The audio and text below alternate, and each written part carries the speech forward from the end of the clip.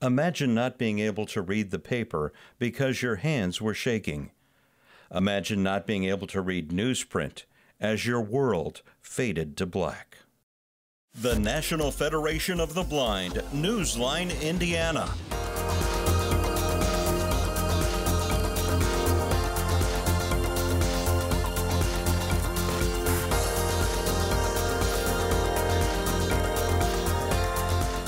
With your host, Lee Martin, and co-host, Florence Myers-McSwine.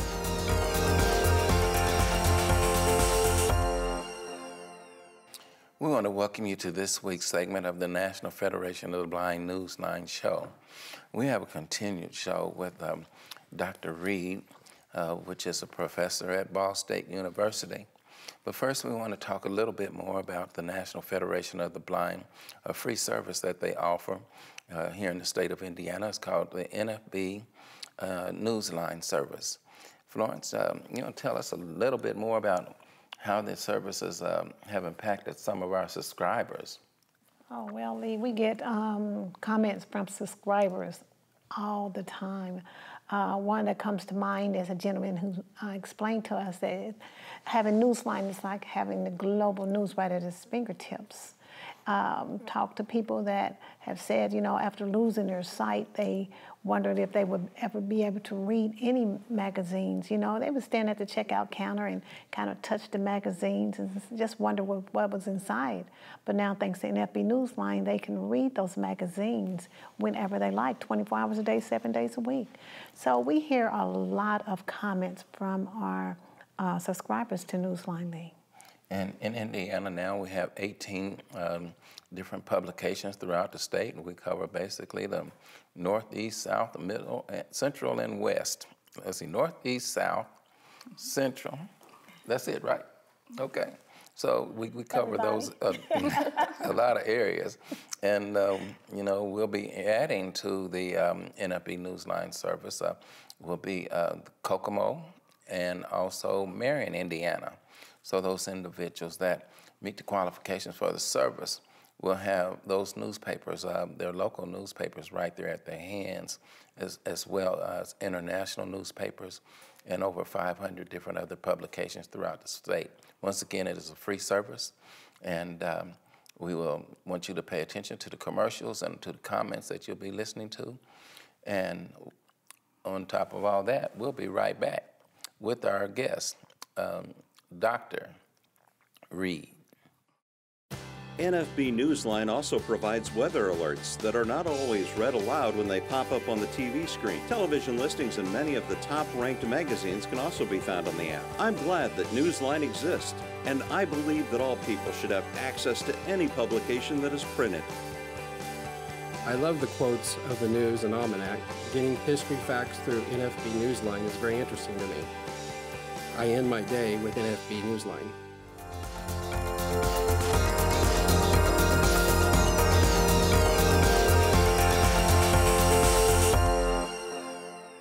If you or someone you know is visually impaired or print challenged, the National Federation of the Blind has a resource you need. I am a CFP practitioner, and I happen to be blind.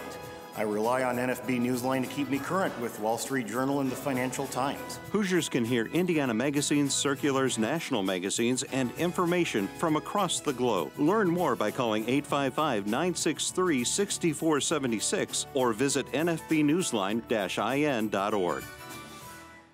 If you or someone you know is visually impaired or print challenged, the National Federation of the Blind has a resource you need. I use NFB Newsline when reading Hammond Northwest Times. Using NFB Newsline, I read the Christian Science magazine.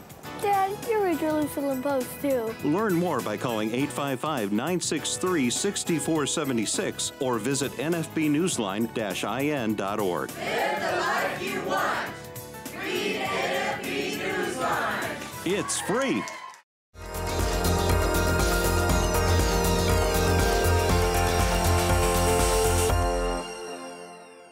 Well, welcome back to the National Federation of the Blind Newsline Indiana show. And again, our special guest is Dr. Yvette Simmons Reed, who is a professor at Ball State University. And Dr. Reed, we'd like to congratulate you. I hear that you're celebrating 6 years at Ball State? Yes, thank you, and thank you for having me. Well, thank you for coming. Yes. I also, Lee, I wanted to also mention to our viewers, with NFB Newsline, they can access the free service using their landline phones, mobile phones, Victor Reader Streams, digital player from the Talking Book and Braille Library, as well as my new friend, Alexa. I like accessing Newsline through Alexa as well. So, Dr. Reed, yes, you are doing a lot of things at Ball State University. So let's talk about some of the things that you're doing. Oh, goodness. Well, I am teaching in the Applied Behavior Analysis program in the Special Education Department. We have a very large program, more than, I think, 1,500 students in this online graduate program. So I teach that, and then I'm conducting research with transition age youth, particularly youth with, on the autistic students. And there's some controversy about whether you say autistic or students on the spectrum, so I may go back and forth with that. Our students prefer autistic students, so I'm conducting mentoring.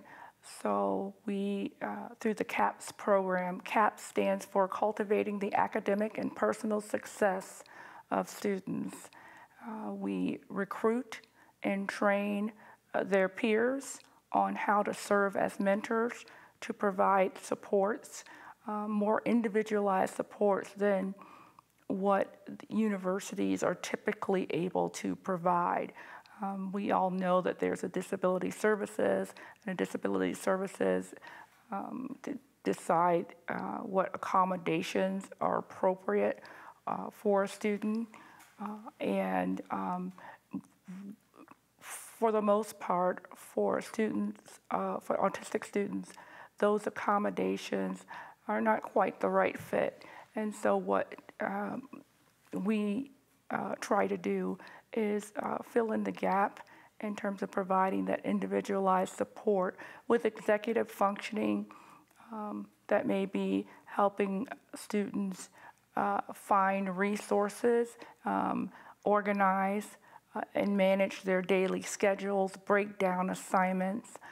Sometimes we know a lot about college is academics, but the other 50% is social. And so we know that autistic students struggle in that area, so mentors help them, provide them with the supports needed to engage and benefit from the college experience.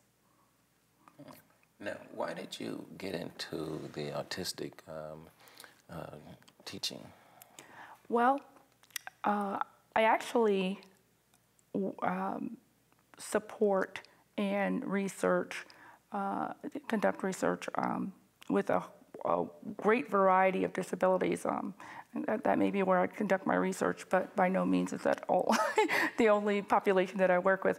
But I got into specifically working with autistic students when I was at Ohio State University Neisanger Center. I was the program manager for a federal grant focused on developing a college experience for students with intellectual and developmental disabilities. And so as part of that project, we focused on bringing our college age students in and giving them access to auditing, college courses, living in the campus area, and being a college student. Many of the students want the same experiences that their peers and their siblings had. And so that program exists today, continues to exist today, and providing experience the students need.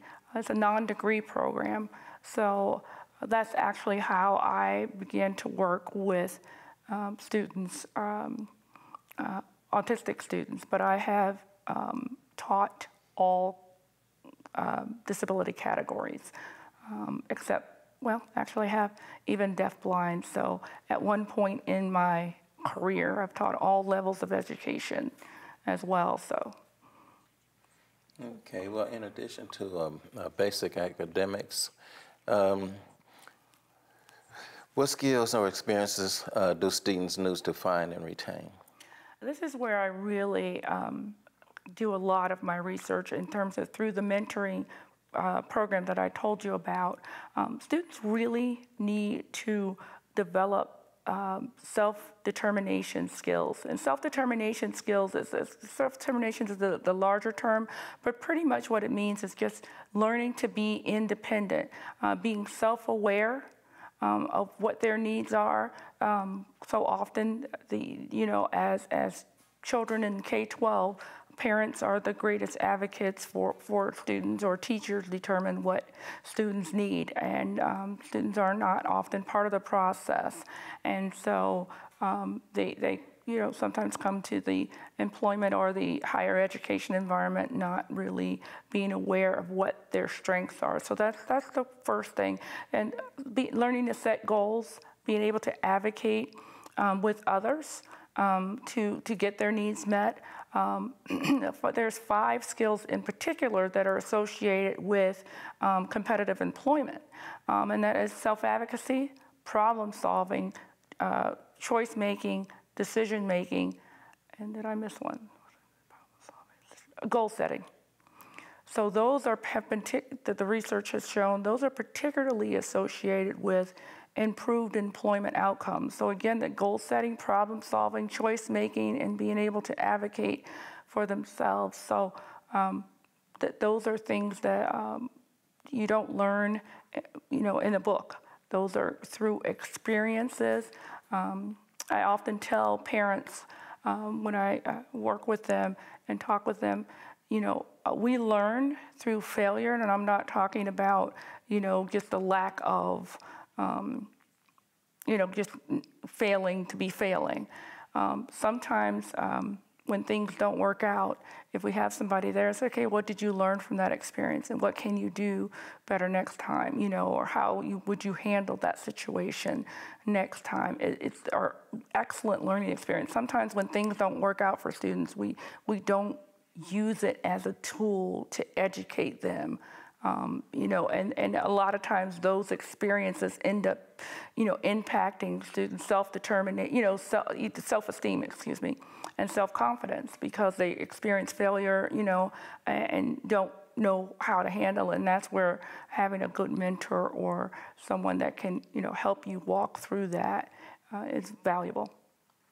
And, Doctor, before we go to break here, is there legislation that negatively impact positive education and education for our students with disabilities? Yes, with all legislation, there's the benefits, and then there's those unseen things that impact students. For example, in IDEA, the teacher is the expert, is considered the expert, and it's, supposed to determine what types of, what the student need. And quite often, as I shared, they are the voice in IEPs, parents and the teacher, and students are not engaged in that process. So again, they are leaving the K-12 system unprepared, because after graduation, all of a sudden they're supposed to have all these skills to be able to hold down a job, negotiate accommodations on a job, get to work, and all these other things. So we teach the skills, you know, through orientation and mobility and all those things, but we don't bring it together by having students make the choices and problem solve on their own, and that's how we learn. Well, we're going to cut you short for a second because my producer's telling me we got to take a break. So we're going to take a short break and we'll be right back. So stay tuned for more of Dr. Reed.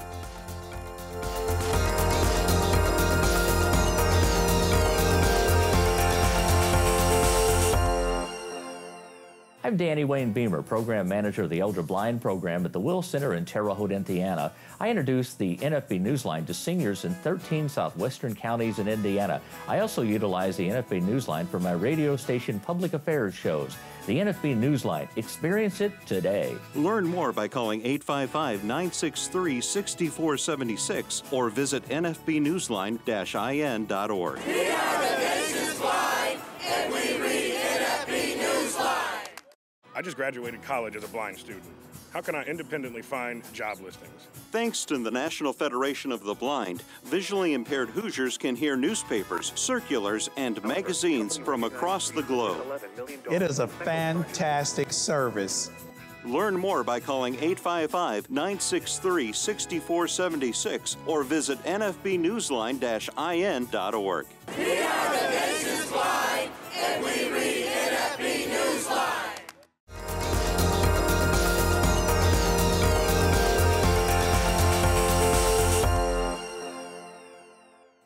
Well, welcome back to this segment of the National Federation of the Blind and Dr. Reed.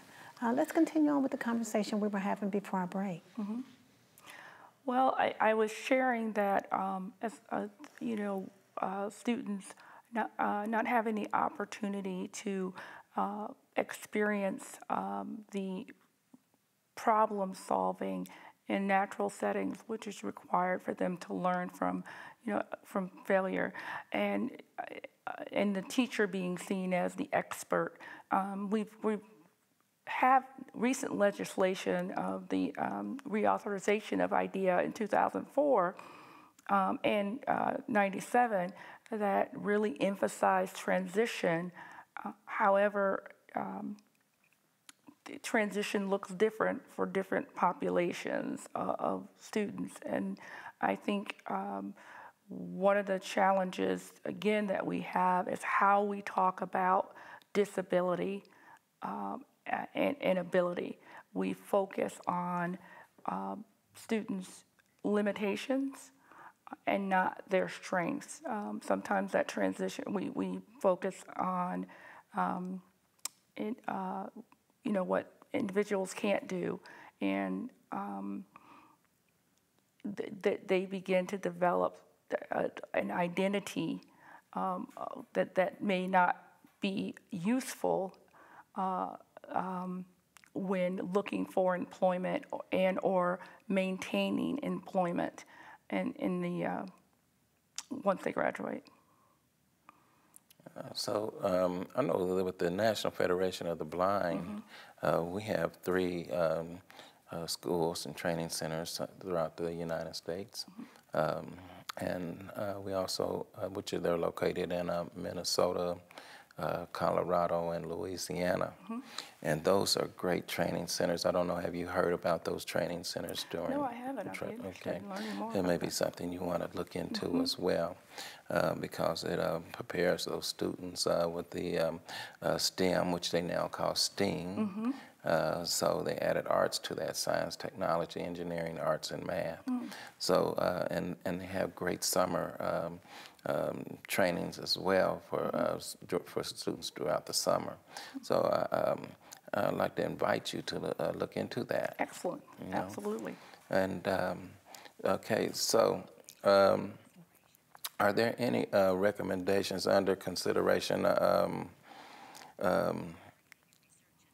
for some of the autistic college students that you're talking about?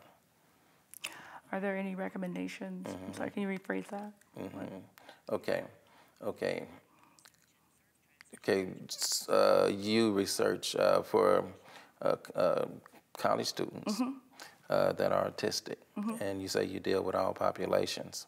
Okay, so do you see any policy changes that are coming forth, or any policy changes, regarding their educational skills and goals for the 21st century?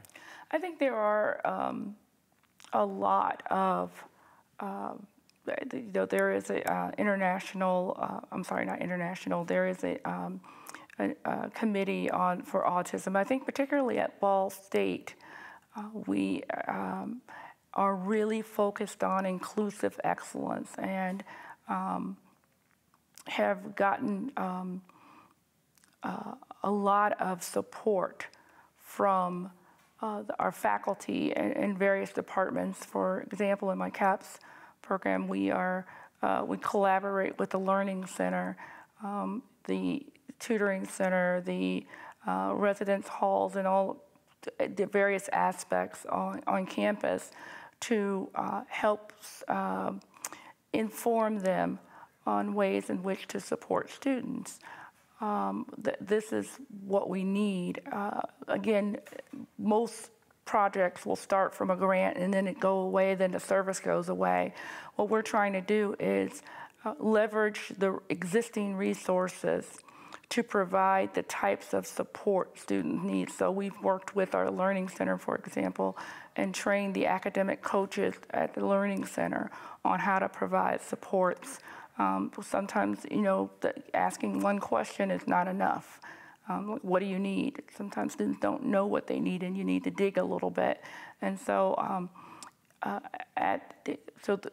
there's also we have a partnership with Hanson Autism here in Indianapolis, and we have some local community collaboratives getting together to provide and identify what types of supports transition-age youth need to be successful. Because I know you mentioned the unemployment rate of individuals who are blind, but for students with high-functioning autism, it's even worse. Only about 6% to 10% are employed.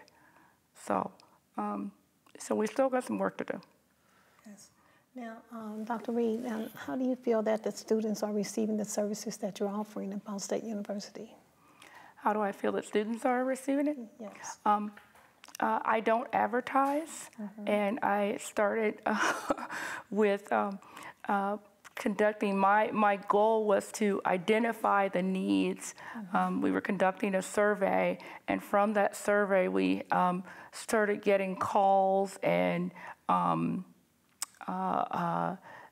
visits from parents and students wanting support, and we ended up developing this program, and now we're up to about 17, 18 students.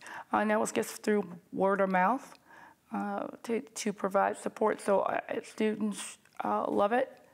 They are meet together in a support group that is student-driven, student-led. We had about 40 students this past 2 weeks sign up to become mentors. That's our largest group of volunteers. And our struggle right now is getting enough work for mentors to do. So, it's a good problem. I mentioned earlier congratulating you on being at Ball State 6 years. Now, initially, coming up to Ball State University, do you feel at that time that there was some, perhaps a hesitation on your being employed there? Had you seen anything like that? No, I think I've been blessed since my incident in Columbus. The jobs that I've had, I've been invited to apply. However, that invitation, once I've taken those jobs, the supports and services have not always been in place to do the job, if that makes sense. Yes. And so that has been a struggle at times, not necessarily that there were people against those supports. is it takes time to change routines from people, and so sometimes those types of challenges require great deal of patience. Yes. Every now and then, an adult beverage, but but I think we've, really work on those struggles and trying to advocate. So I spend a lot of time on committees, not just. It's really easy for me to advocate for my students. I have a hard time sometimes advocating for myself, and I realize in the past, especially 2 years, 3 years, that I can do both. Mm-hmm. And so I've been very strategic in where, what committees and things that I'm on, but by no means has it been an easy path. Wow. I tell you, I commend you because through all of that I heard you say, being a woman and a woman of color, mm-hmm. and also being blind, it requires a high degree of patience. Mm-hmm. So we're going to take a short break before my producer loses patience with me. He's telling me it's time to go to break. So we're going to take a break, and we'll be right back with the conclusion of our show with Dr. Reed.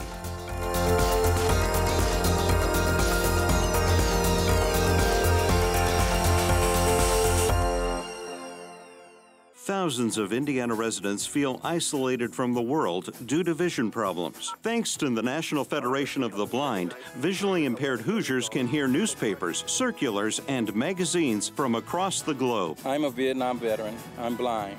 I read Stars and Stripes on NFB Newsline. Learn more by calling 855-963-6476 or visit nfbnewsline-in.org. Subscribe free to NFB Newsline.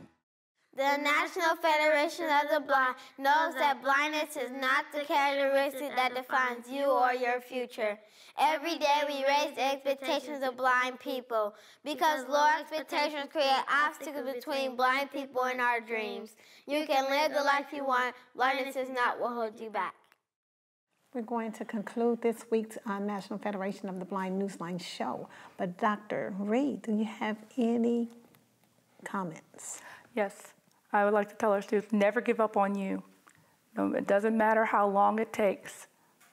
Never give up. So never give up, and join us next week as we proceed on with educating our community on blindness and disabilities. Take care.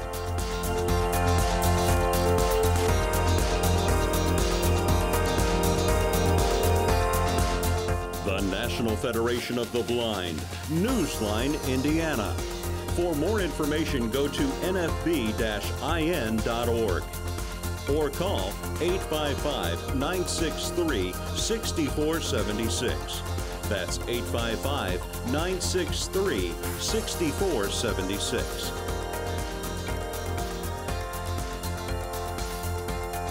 The National Federation of the Blind encourages you to live the life you want.